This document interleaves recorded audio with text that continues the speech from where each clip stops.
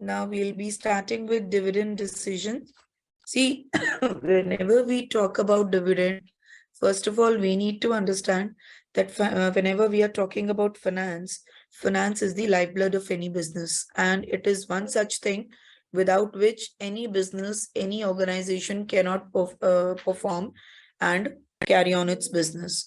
Because whatever you do in your business, whether you want to promote your business, you want to expand, you want to achieve your regular targets, whatever it may be, finance is required, right?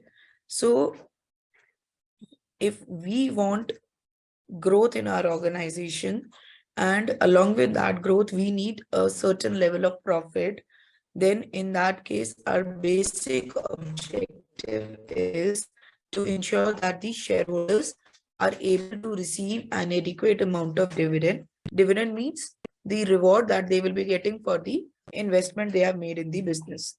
And at the same time, we need to preserve the assets of the business, right? Now, whenever I'm talking about from the point of view of dividend decision, then we say that whatever earnings the organization is earning, they have two options. They can either retain that back into the business, or they will distribute it to the shareholders in the form of dividend, right? If you are retaining some portion, then that is known as plowback of profits, or what we call as the plowing back of profits, or we call it as retained earnings. And the remaining portion is given to the shareholders in the form of dividend. Right. So whenever we are talking about distribution of dividend, we say that we cannot, just declare a random figure for the dividend. Because when we are talking about dividend, we are talking about the shareholders, and you need to justify your shareholders also. Because if your shareholders are not satisfied, then people will not invest in your organization. And if they do not invest in your organization, then the market price of your shares will go down. So as a result, you have to give dividends to your shareholders, and dividend can be of different types, right? So we can have different types of dividend, like rather than saying dividend, it is different types of dividend policies. Like the first one is stable dividend policy. See, when I use the term stable dividend policy, it means I'm talking about a consistent dividend that you pay to your shareholders. That means I'm talking about a certain minimum amount of dividend that should be paid to the shareholders regularly. Under this, we have three different forms of stability. First is constant dividend per share, in which we pay a fixed amount per share as dividend. Say, for example, if I say that rupees 2 is to be paid on the paid as the dividend on the face value of share of 10, right? So that means whatever is my level of earning in the organization, that will not affect dividend amount. That means over the years, I'll be following this 2 rupees per share as my dividend policy. So this is one such policy which is more suitable for companies who have stable earnings over a number of years. The second one is constant payout ratio. In case of constant payout ratio, we say that the rate of dividend is constant, or we can say we will be paying a fixed percentage of our earnings. Say, for example, if I decide 30% as my payout ratio, so that means out of every 1 rupee, 0.30 paise will be paid as dividend, right? You can study this with the help of this diagram.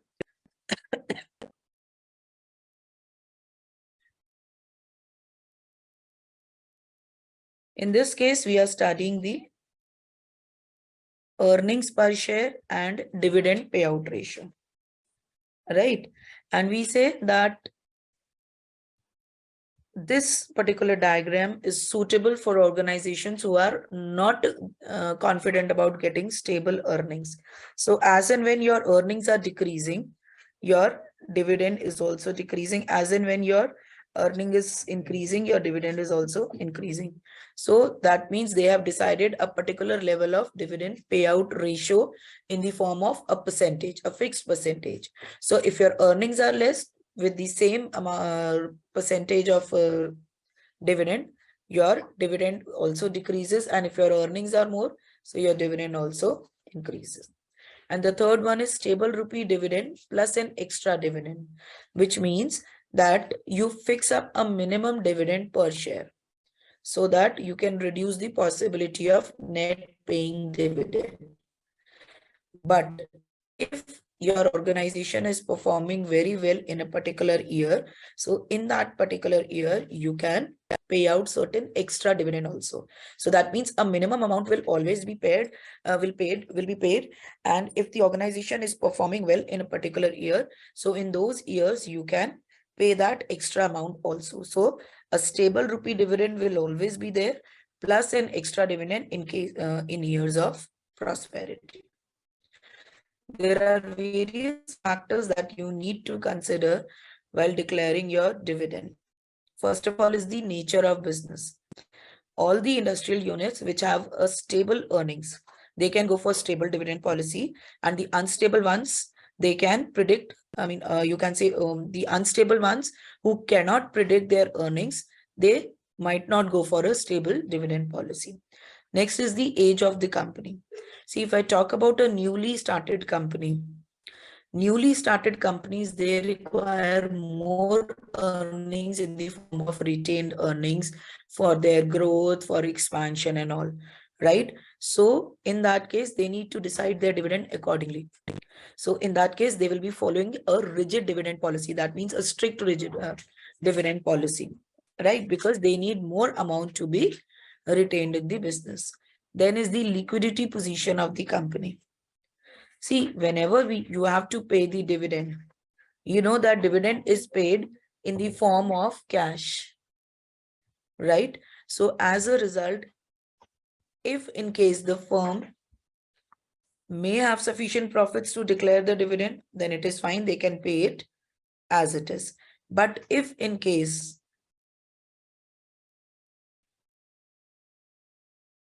they do not have the given cash, that means they do not have the required cash for paying to their shareholders, then accordingly they can go for some other options, right? So if your liquidity position is good enough, then you can go for good amount of dividends. Otherwise, you can go for the reverse situation.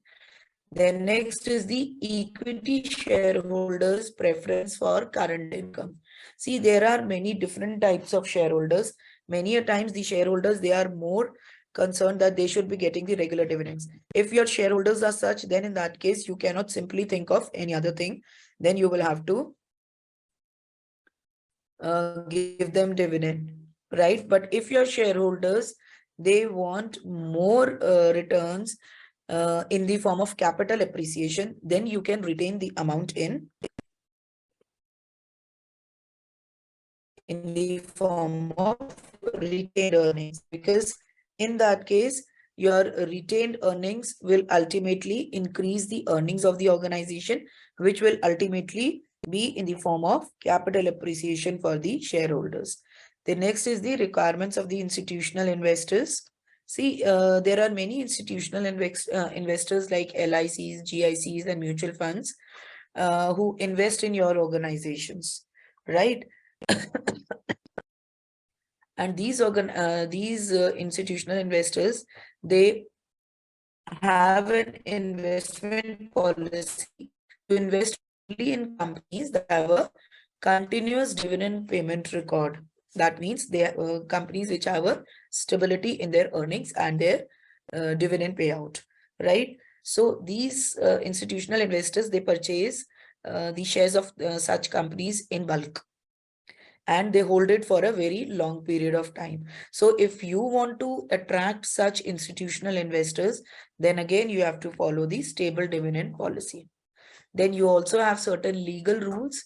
Then according to the legal rules and regulations also, you will have to define your dividend policy.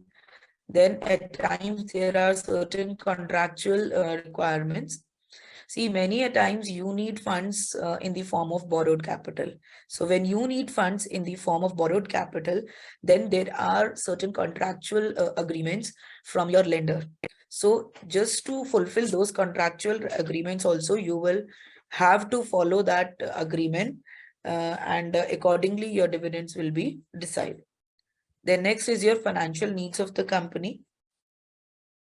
If a firm is having certain projects in hands, or if they have certain profitable ventures in hand, then in that case they should follow a low dividend payout ratio, because they have more requirements to reinvest the money in the organization. And if they do not have any profitable investment in the near future, then they can go for good amount of dividends that can be paid to the shareholders.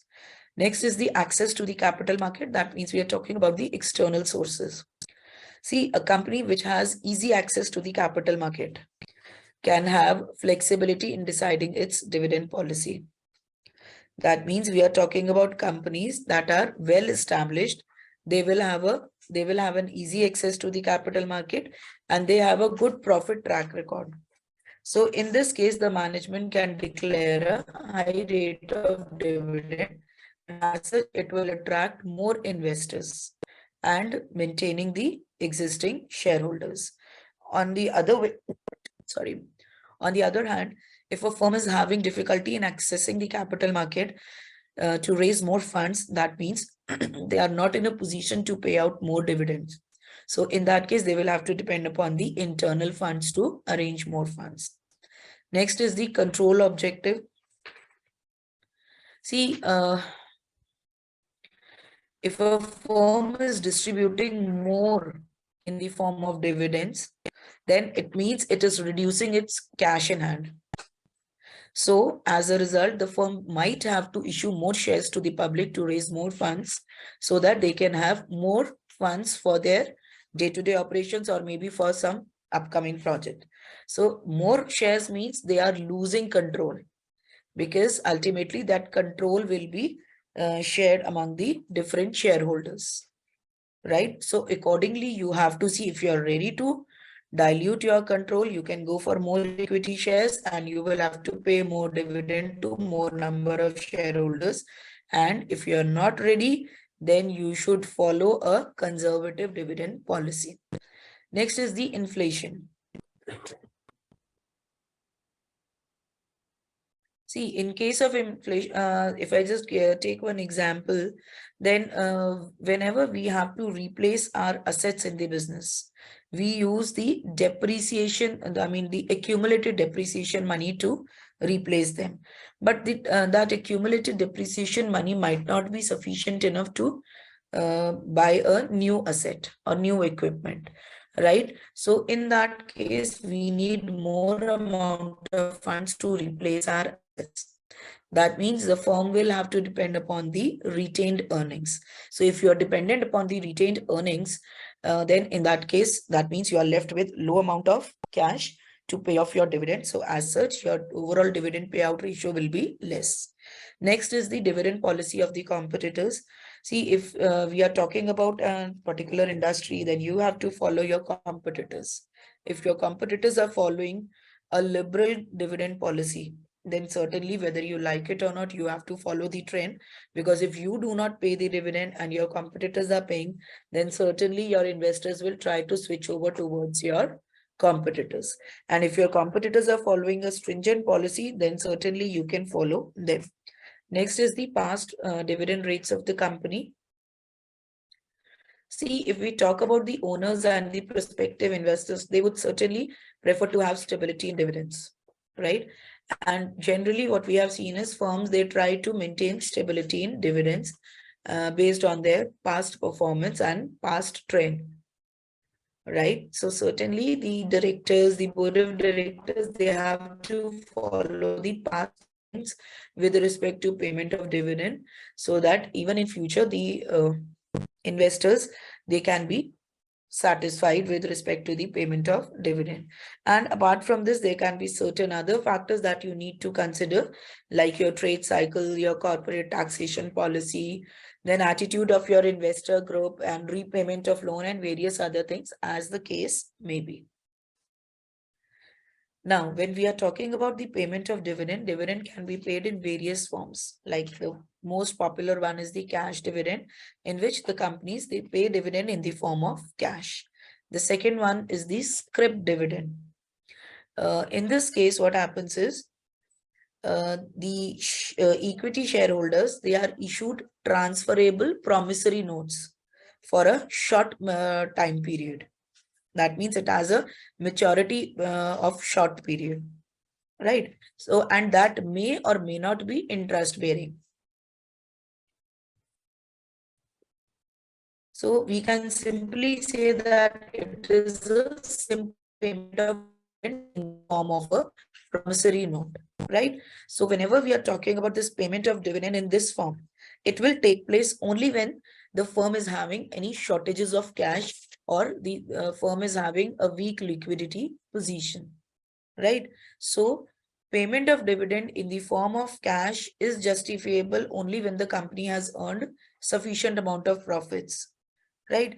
And it will take some time to convert the current assets into cash. So that means only for that time period you are issuing that promissory note, and the moment you will be having that cash, you will be paying that cash as it is, right? The third one is your bond dividend. Now, when we are talking about bond dividend, we say that scrip dividend and bond dividend are the same. The only difference between the two is with respect to their time, with respect to maturity, right? Scrip dividend had a short-term maturity, bond dividend, they carry a long-term maturity. That is the only difference. Rest, everything remains the same. But do remember that whenever we are talking about bond dividends certainly have interest in them. So if I'm talking about scrip dividend may or may not have interest, but bond dividend, they certainly have bond interest. May not have interest, and bond dividend certainly has interest with them. Next is your property dividend. Now, whenever we are talking about property dividend, at times the organization, they may go for payment of dividend in the form of assets.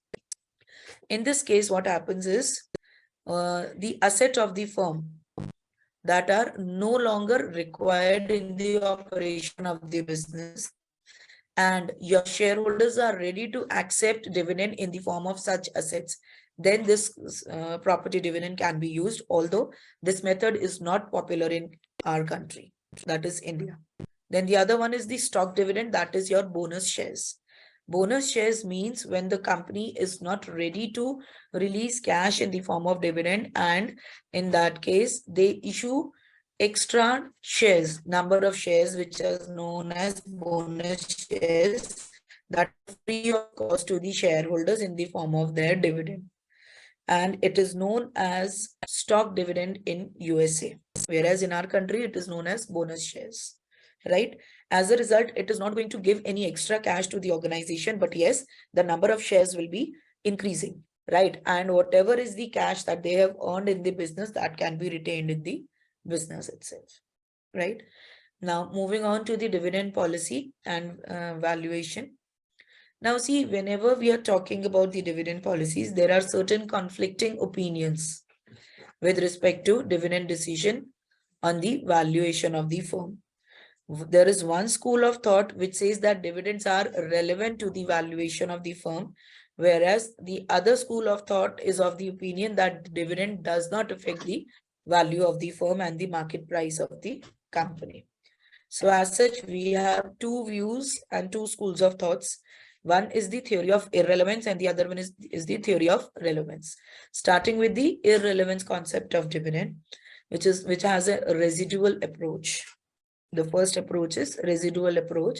This theory regards that dividend decision merely as the part of financial decision, because the earning available can be either retained in the business for reinvestment, But if the funds are not required in the business, then they may be distributed as dividend.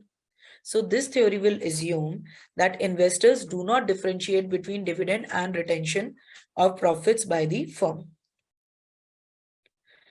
There is another view, that is Modigliani and Miller approach, which says that dividend policy has no effect on the market price of shares and the value of the firm is determined by the earning capacity of the firm or its investment policy. The splitting of earning between retained earnings and dividend in any manner the firm likes will not at all affect the value of the firm. And for this Modigliani and Miller approach, they have certain assumptions. And those assumptions are that there are perfect capital market, right? A perfect capital market is there where investors, they behave rationally. Information about the company is freely available to all the investors without any cost. There is no flotation cost or transaction cost, right? No investor is large enough to affect the market price of the share. So that means all are retail investors and no one can manipulate the market to a particular direction. Then the firm has rigid investment policies. There are either no tax or no difference in tax rates applicable to dividend and capital gains. And there is no risk or uncertainties regard to the future of the firm. But if I talk about this last point, Modigliani and Miller approach, they have dropped this assumption later on. Now, if we talk about the argument of this Modigliani and Miller approach, the argument that was given by them in support of their hypothesis is that whatever increase in the value of the firm results from the payment of dividend will be exactly offset by the decline in the market price of shares because of external financing, and there will be no change in the total wealth of the shareholders. So they have given an equation which says that market price per share at the beginning of the period is equal to dividend to be received at the end of the period plus market price per share at the end of the period divided by 1 plus cost of equity capital.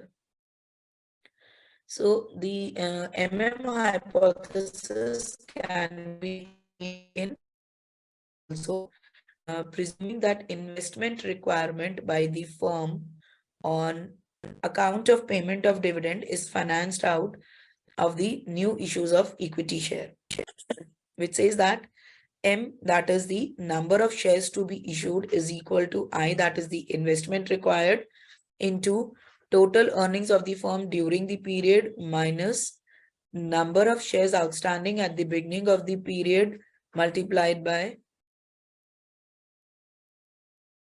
D1. And when I use the term D1, that means I'm again using the same term, that is dividend to be received at the end of the period, divided by P1, which is the market price per share at the end of the period, right? Further, the value of the firm can be ascertained with the help of the formula. NPO, that is value of the firm, is equal to number of shares outstanding at the beginning of the period plus number of shares to be issued whole multiplied by the market price per share at the end of the period minus investment required minus total earnings of the firm during the period divided by 1 plus cost of equity capital. There is an example given to you which will make the things more clear. ABC Limited belongs to a risk class for which the appropriate capitalization rate is 10%. It currently has outstanding 5,000 shares selling at rupees 100 each. The firm is contemplating the declaration of dividend of rupees 6 per share at the end of the current financial year. The company expects the net income of 50,000 and has a proposal for marking new investments of rupees 1 lakh. Show that under the Modigliani-Miller hypothesis, the payment of dividend does not affect the value of the firm. Now, first of all, we will be calculating the value of the firm when dividends are paid. That is price of share at the end of the current financial year. The equation we have already discussed. If we put the figures in the equation, we get it as 104. Now let's calculate the number of shares to be issued again with the given equation. So when we do it, we get the answer as 80,000 divided by 104. And similarly, if I calculate the value of the firm, then it will be this one, right? Now, if I talk about the value of the firm when of dividend are not paid. So if I calculate that accordingly, same equations to be used, and we will be substituting the values and calculating the figures. So as such, we can see that we are getting the answers accordingly, right? Now, if I talk about the criticism of your approach, first is that no doubt we have a perfect capital market, but in a reality, this concept of perfect capital market is only existing theoretically. Practically, in reality, perfect capital market does not exist. Secondly, information about the company is not available to all the persons. Thirdly, the firm has to incur the flotation cost while issuing the securities. You cannot just issue the securities without incurring any cost. Fourthly, different tax treatments for dividends and capital gain are existing in the market. So as such, whatever assumptions they were taking, 4 of them are not acting true, right? Now moving on to the next one, that is the theory of relevance. See, this is the other school of thought which says that dividend decision considerably affects the value of firm. And according to this school, dividend communicate the information to the investors about the firm's profitability, and hence dividend decision becomes a relevant decision, right? And those firms which will pay higher dividend will have greater value as compared to those which will not pay dividends or which pay a lower level of dividend.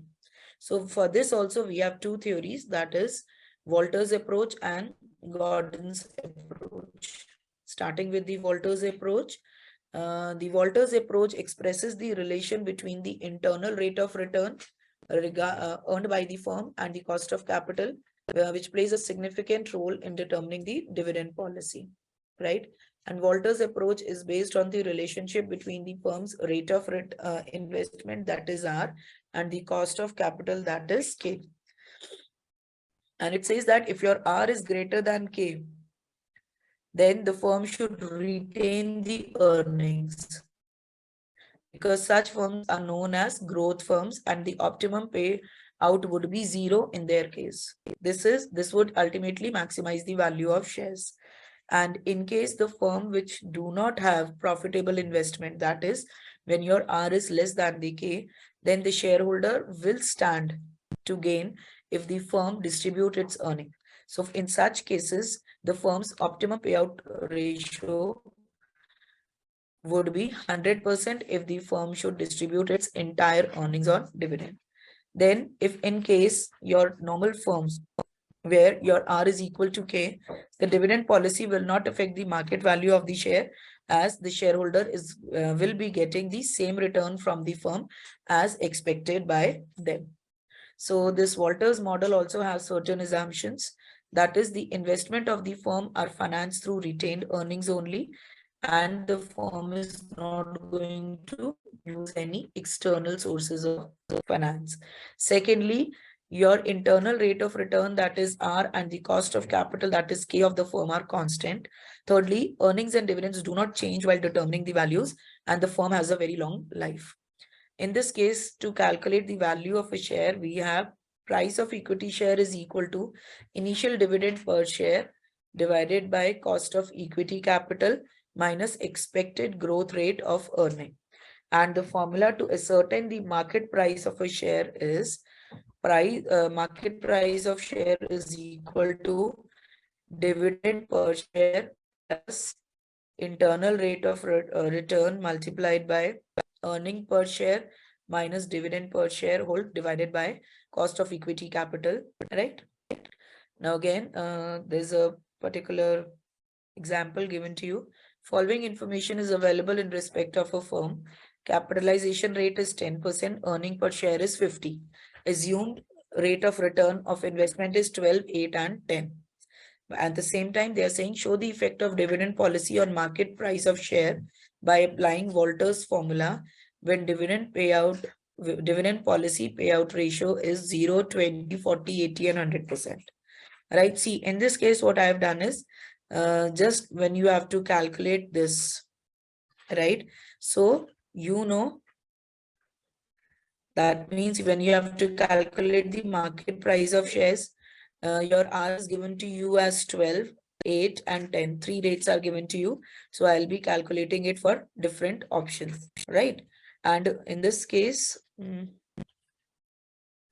we have, like it is given that dividend policy payout ratio is 0, 20, 40, 80, 100. So accordingly, I have taken it this way, right? 0, 10, 20, 40, 50, right? So for all the levels, I have taken it, right? And when we'll be doing it, we can get the, accordingly, we'll be getting all the figures. Then when dividend payout ratio is 0%, right? So accordingly, I'll be calculating the figures. Similarly for 20, then 40, then 80, and then 100, right? So accordingly, we can get the answers. So we can conclude that when R is greater than K, the company should retain the profits. That is when R is equal to 12. When R is less than K, that means when then the company should pay out high, that is R is equal to 8%. And when R is equal to K, the dividend does not affect the price of the share. That is when R is equal to 10, because R and K both are 10, right? Whereas in the first case, my R was 12, so my K was 10. So R was greater than K. In the second case, my R is 8, my K is 10. My R is less than that. Now, there are again certain criticisms of Walter's model. That is the basic assumption that investments are financed through retained earnings. That is practically not possible. With retained earnings only, I cannot proceed with the business. Secondly, my IRR, that is R, also does not remain constant. It keeps on changing. And also that is my K, that is the cost of capital, will remain constant. That will also not hold good. That also keeps on changing. Next is my Gordon's model, which contains that dividends are relevant.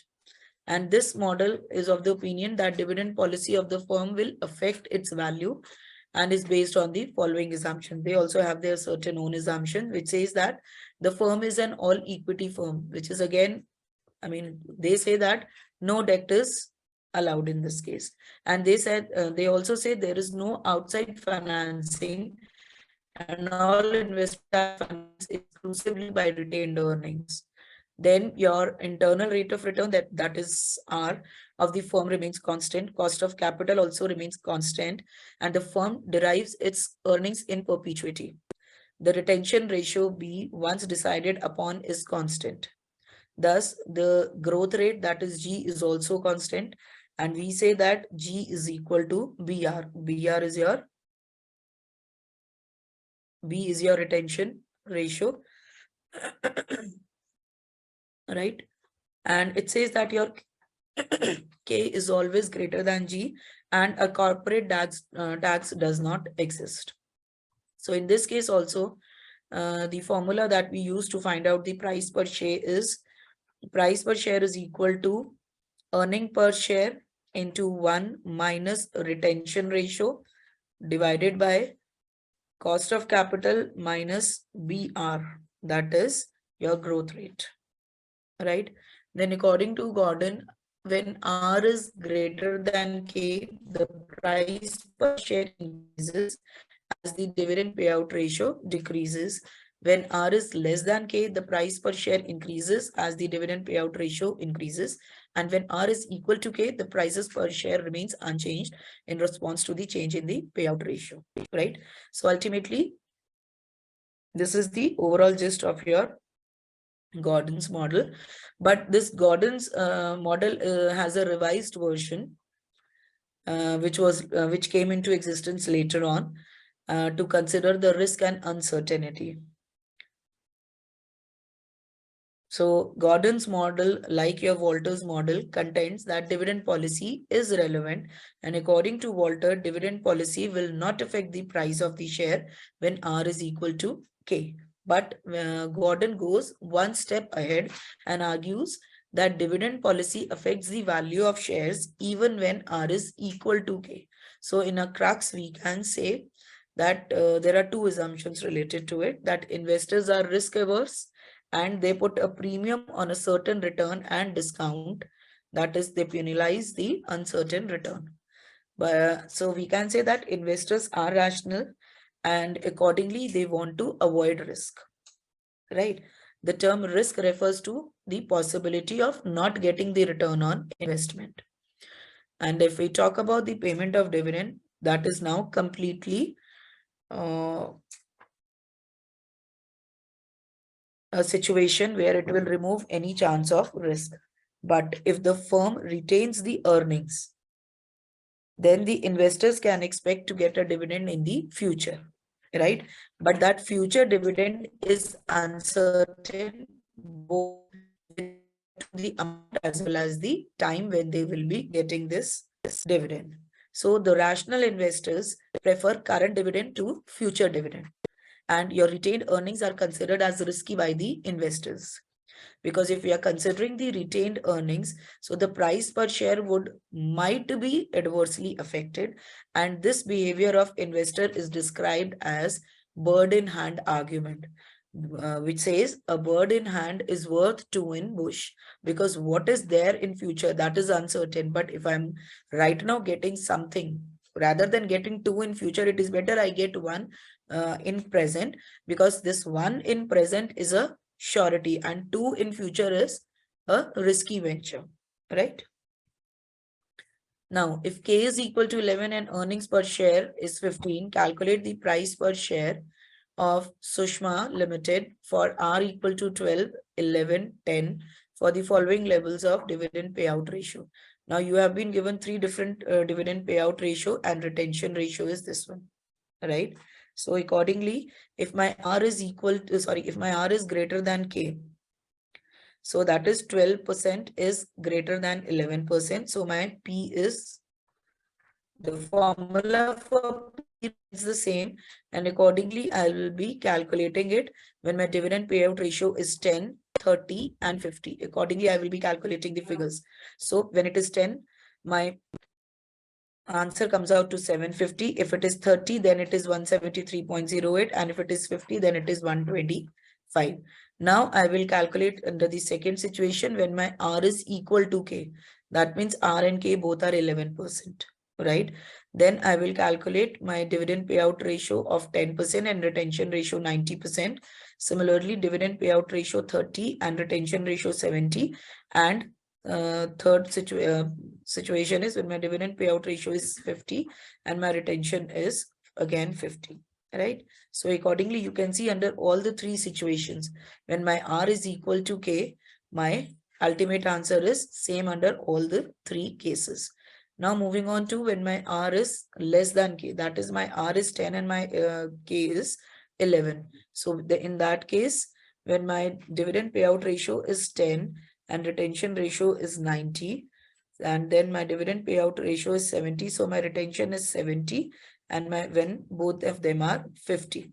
So you can see these are the given figures. So from the above calculation, it is clear when R is greater than K, the price per share increases and the payout ratio decreases. If my R is equal to K, the price per share remains the same at all levels of payout ratios, and when my R is less than K, the price per share increases with the increase in the payout ratio. As you can see that with the increase in the payout ratio, here it was 10, the price comes to 25. My payout ratio becomes 30, my price becomes 112.50. And when my payout ratio becomes 50, so my price further increases to 125. So that means with the increasing dividend payout ratio, my price per share is increasing. This is all about the dividend payout, dividend decisions. Now we'll be moving on to management of protection. See, when we are talking about management of protection, that means we are talking about the protection in financial management, which is a process of minimizing the financial risk. And it is not only minimizing as well as managing. So it will involve recognizing, assessing, and addressing the potential risk that may have a negative impact on the financial health of the organization. So whenever we are talking about this financial risk can be managed with a variety of methods.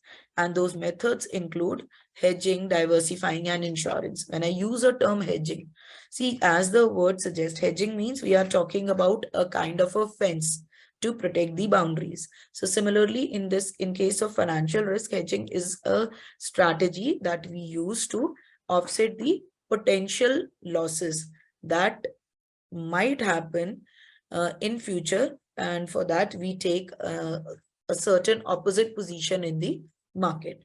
Diversifying means that we are not going to invest everything in one venture. We will be diversifying. That means we will be using different classes to spread the risk. And insurance, that is very much clear, that can be again used as a protection tool to protect, or you can say basically not protect, but rather minimize the losses, right? So to effectively manage the financial risk, business should also develop a comprehensive risk management strategy. And when they have to develop this strategy, what they need to do, first of all, they need to identify their potential risk. Then they need to assess it. Then they further need to set a risk tolerance level, because it is not possible that practically they can follow any level of risk. No. Then they need to implement these strategies so that they can minimize or they can limit their losses, and they should further monitor the results so that this risk management can actually be implemented and can be run in a smooth manner. So if then they develop an overall strategy, which is known as a comprehensive risk management strategy, then businesses can help themselves to protect their financial health and ensure that they remain in a profitable segment. So ultimately, whenever we are talking about the term financial risk management, it is not about avoiding risk. Rather, it is about understanding and communicating the risk so that risk can be taken more confidently and in a better way, right? So this again is a definition given for risk management. Now the question arises, why to practice risk management? See, firms, they need to practice risk management for several reasons. Like because there is always a difference in the interest rates, the exchange rates, stock prices, which are more volatile today than in the past, because these rates, they keep on changing, not only on a daily basis, but even on an hourly basis.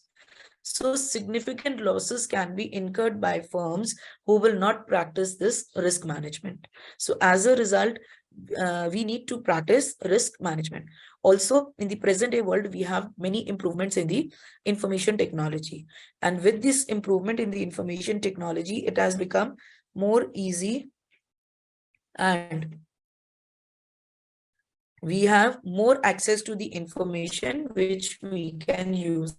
And also now we have a favorable regulatory environment which enhances and which gives us more, you can say, information, and which gives us more ventures and more gateways for managing our risk. And sometimes we call this activity as financial risk management.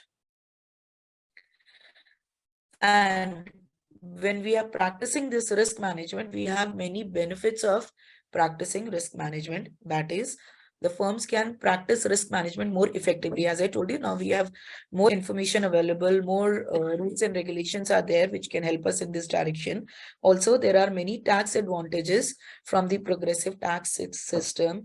Then this risk management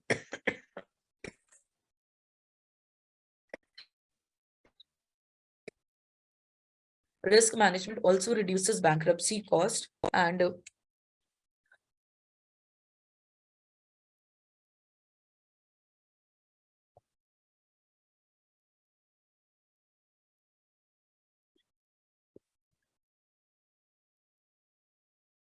Then managers, they also try to reduce their own risk, and also while protecting the firm's cash flow, it increases the likelihood that the firm will generate enough cash to allow it to engage in profitable investments.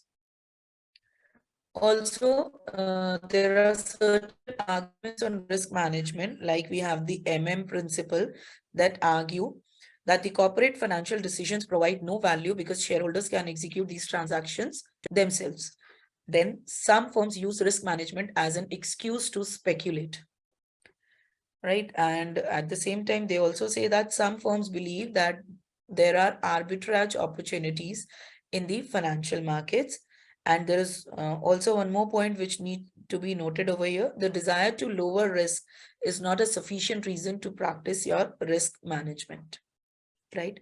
But at the same time, whenever we are talking about managing the market risk, in that case, there are 4 standard market risk factors that are to be considered.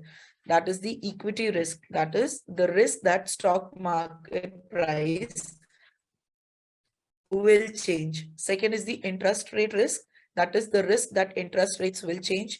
Currency risk, uh, that is the risk that foreign exchange rates will change. And the commodity risk, the risk that commodity prices, that is grains, metals, etc., will change.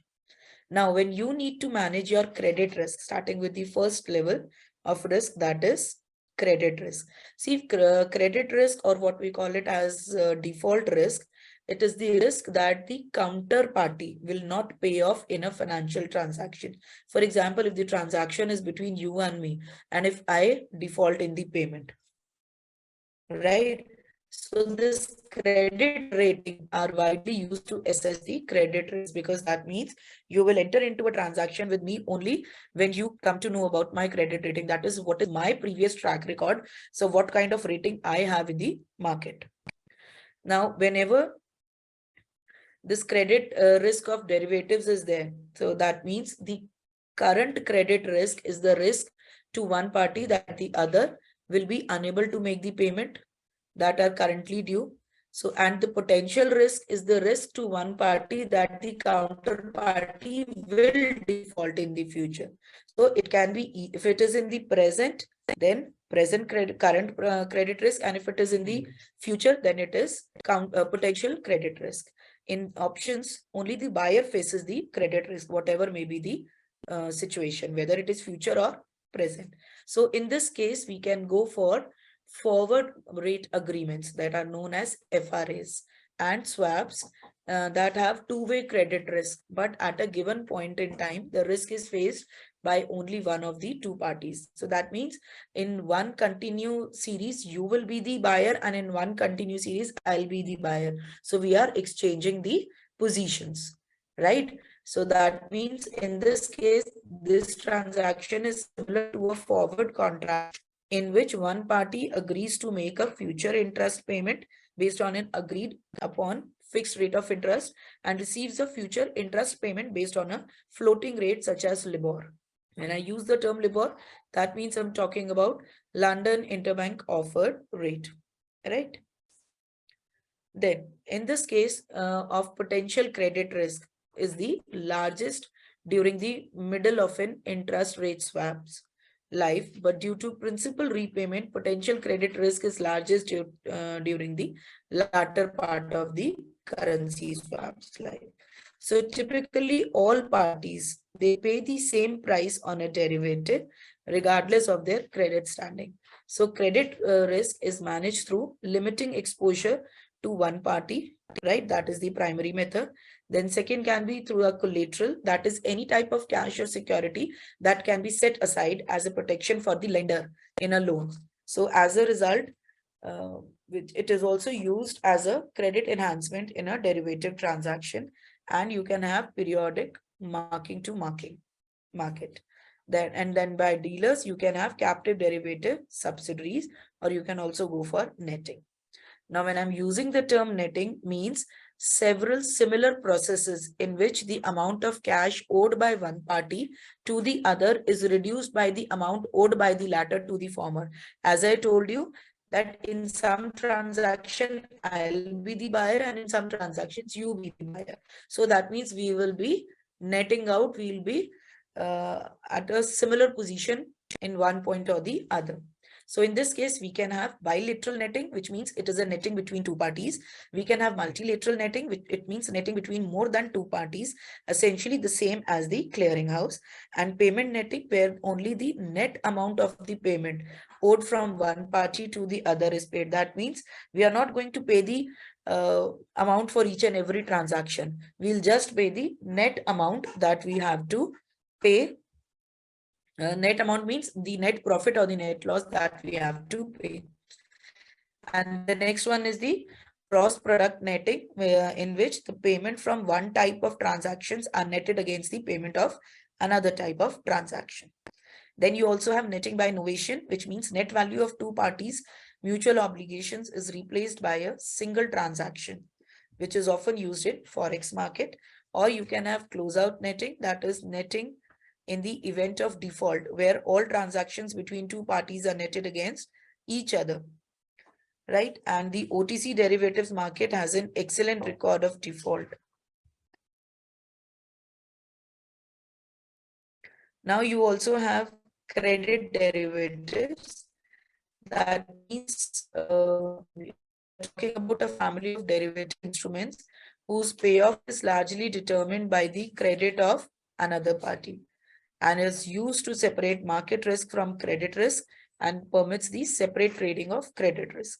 In this, each transaction will involve three parties: the credit buyer, the credit seller, and the reference entity, right? You have credit derivative types, which includes total return swaps. You can just have a look at the figure. I'll just show you. Credit derivative buyer purchases swap from the credit derivative seller, in which it pays the total return on a specific bond. If that return is reduced by some credit event, this loss is passed through automatically in the swap. You can just have a look. Whatever I've explained in the previous slide, it is mentioned over here, right? So the credit derivative buyer will buy from the credit derivative seller, right? And in return, he will be paying the LIBOR plus the spread.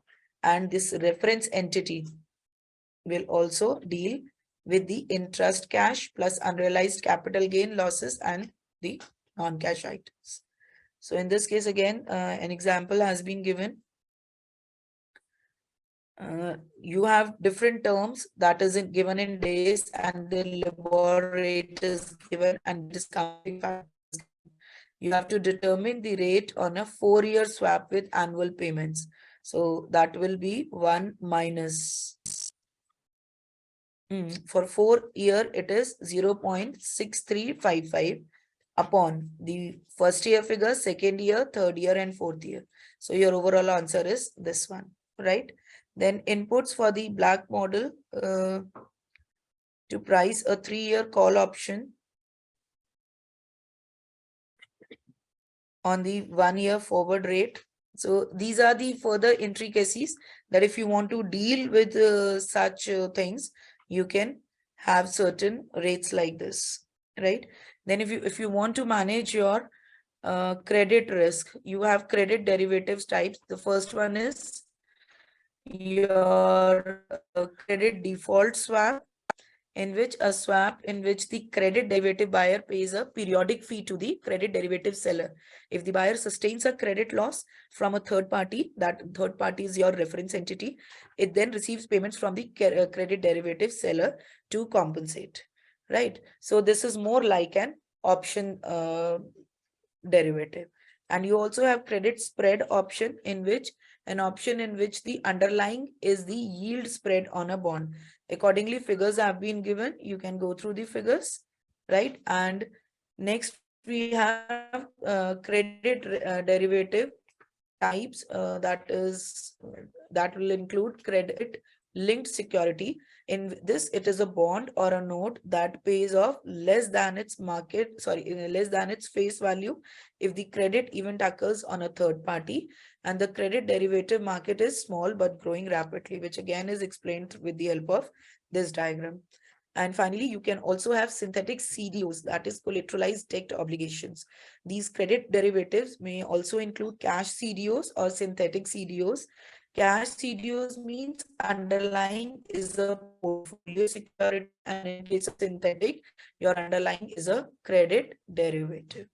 And a similar thing is explained, if I talk about the CDOs, it is explained in this diagram, right? You can just have a look that you have your mortgage loan bonds, right? These mortgage loan bonds are converted into your asset portfolios, which are sold to your CDOs, that is special purpose entities. This special purpose entity will give you the return, and it will sell it to people, or you can say in the market, into by converting them into different class securities, like you have these, right? And whatever you will be getting, and these are different classes of investment, like senior debt classes, mezzanine debt classes, right? And you, according to the risk level, they are defined. Like the class A is the least risky, and equity is the most risky. And whatever returns they will be getting, they will further return it to the asset portfolio, and this is how it operates. This is all about your management by protection.